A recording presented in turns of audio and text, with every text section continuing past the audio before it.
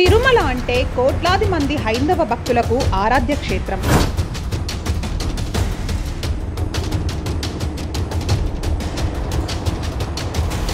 కొంతకాలంగా తిరుమల క్షేత్రంలో అన్య మతస్థులు తిష్ట వేశారు.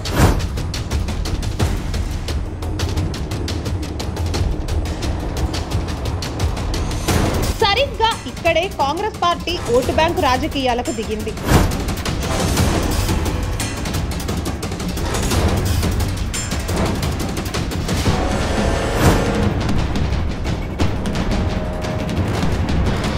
తిరుమల అంటే కోట్లాది మంది హైందవ భక్తులకు ఆరాధ్య క్షేత్రం. తిరుమల కొండను భక్తులంతా పరమ పవిత్రంగా భావిస్తారు.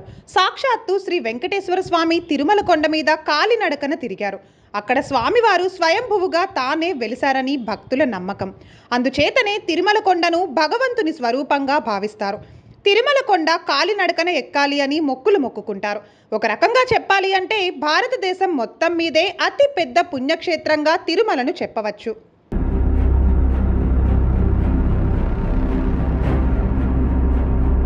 కొంతకాలంగా తిరుమల క్షేత్రంలో అన్య మతస్థులు తిష్ట వేశారు. క్రైస్తవం, ముస్లిం మతాలలోకి మారిన అన్య మతస్థులు అక్కడ దర్జాగా ఉద్యోగాలు చేస్తున్నారు. సరికదా హైందవ మత విశ్వాసాలను హేళన చేస్తూ ఉండడం బాధాకరం. తిరుమలకు వెళ్లిన భక్తులకు ఇది ఎంతో బాధ కలిగిస్తోంది.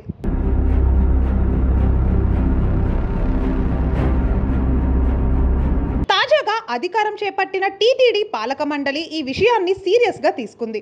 తిరుమలలోని ఉద్యోగుల దగ్గర డిక్లరేషన్ తీసుకునే ప్రయత్నం చేసింది. శ్రీ వెంకటేశ్వర స్వామి మీద భక్తి విశ్వాసాలు కలిగి ఉంటామని ఉద్యోగులంతా డిక్లరేషన్ ఇవ్వాలని కోరింది. ఇక్కడే అన్య మతస్థులు అసలు రంగు బయటపడింది. రకరకాల కుంటి సాకులు చెప్పి డిక్లరేషన్ ఇవ్వకుండా కాలక్షేపం చేస్తూ వస్తున్నారు.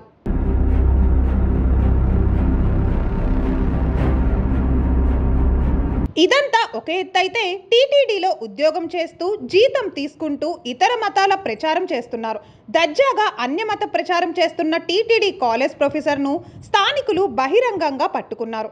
టీటీడీ నిధులతో నడుస్తున్న కాలేజ్లోనే దందా పెట్టేసి మత మార్పిడులకు పాల్పడుతున్నట్లు గుర్తించారు. ఈ విషయం పాలక మండలికి తెలియడంతో ఆయన మీద చర్యలు తీసుకున్నారు. తిరుమల తిరుపతి కేంద్రంగా అనేక చోట్ల ఇతర మత ప్రచారాలు నిస్సిగ్గుగా జరిగిపోతున్నాయి.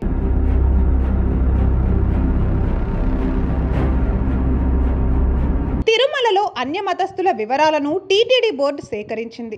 ఆయా ఉద్యోగులు హైందవం పట్ల విశ్వాసంలోకి రావాలని, లేని పక్షంలో ఇతర ప్రభుత్వ శాఖలలోకి బదిలీ చేయించుకొని వెళ్లిపోవాలని సూచించింది. అంతకు మించి ఆయా ఉద్యోగుల మీద ఎటువంటి చర్యలకు దిగలేదు. టీటీడీ బోర్డు పూర్తిగా మానవత్వంతో వ్యవహరించింది.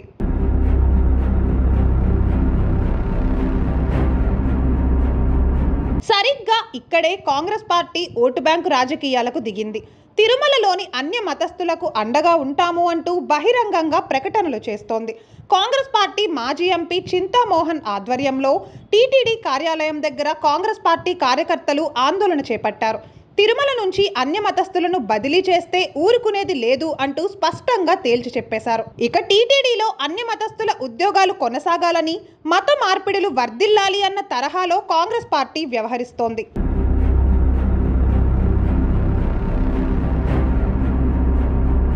అటువంటప్పుడు మసీదులు, చర్చిలలో హిందువులను నియమించాలి అని కాంగ్రెస్ పార్టీ డిమాండ్ చేయగలుగుతుందా?